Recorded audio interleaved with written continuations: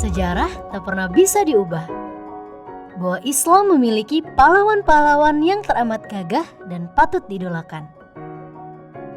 Mulai dari sosok mulia baginda Nabi Muhammad Rasulullah SAW, panglima terhebat di segala medan perang, serta penengah beragam perkara dan urusan.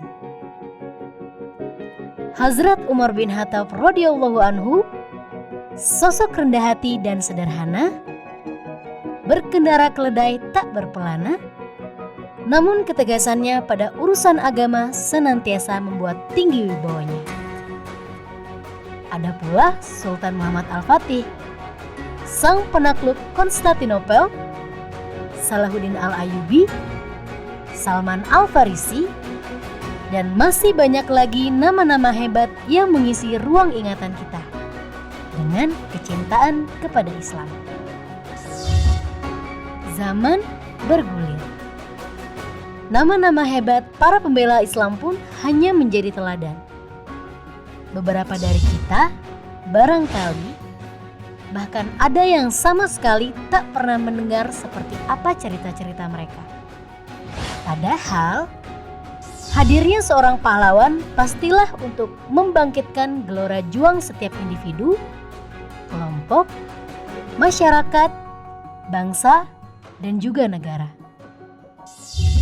Pahlawan selalu identik dengan berperang mengalahkan sesuatu.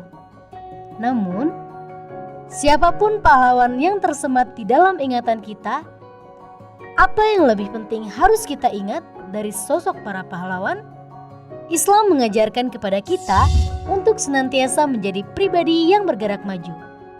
Kedamaian di dalam Islam bukan berarti Islam tidak memberikan isyarat untuk berani kepada apapun yang harus kita taklukkan. Tidak ada makna perjuangan jika tak satu hal pun bisa kita tundukkan. Demikian luar biasanya kedamaian Islam, hingga dalam konteks perjuangan pun Islam memberikan isyarat yang tak kalah hebat. Bahwasannya, perjuangan terberat dan terbesar adalah ketika kita bisa takluk di dalam sabar.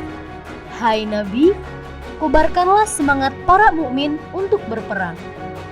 Jika ada 20 orang yang sabar di antaramu, niscaya mereka akan dapat mengalahkan 200 orang musuh. Dan jika ada 100 orang yang sabar di antaramu, niscaya mereka akan dapat mengalahkan 1000 daripada orang kafir. Disebabkan orang kafir itu kaum yang tidak mengerti. Quran Surah Al-Anfal ayat 65.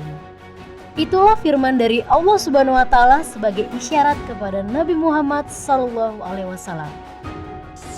bahwa jiwa pejuang tidak selalu harus terlihat sebagai orang yang gagah di medan perang. Tidak juga hanya pantas bagi mereka yang lincah memainkan pedang. Namun, kebangkitan agama ini tidak hanya karena jiwa heroik yang dimiliki oleh baginda Nabi dan para pengikutnya. Akan tetapi, juga pernah ditorehkan dengan perintah untuk sabar menghadapi kaum-kaum yang tidak mengerti akan kebenaran. Sebagaimana Islam adalah segolongan kaum di mana kita berdiri di dalamnya, maka kebangkitan Islam pun membutuhkan kebangkitan kualitas individu para pemeluknya. Bangkit menjadi pejuang dan pahlawan bagi diri sendiri dengan menjadi pribadi yang berpegang kukuh kepada tali agama Allah. Berjuang bagi Islam adalah menjadi pahlawan bagi kemaslahatan umat. Bukan seberapa banyak darah yang harus kita tumpahkan untuk mendapatkan gelar pahlawan, namun seberapa tinggi amarah yang sudah kita taklukkan dengan kesabaran, sehingga luruh keburukan dan berubah menjadi cinta kasih di jalan kebaikan.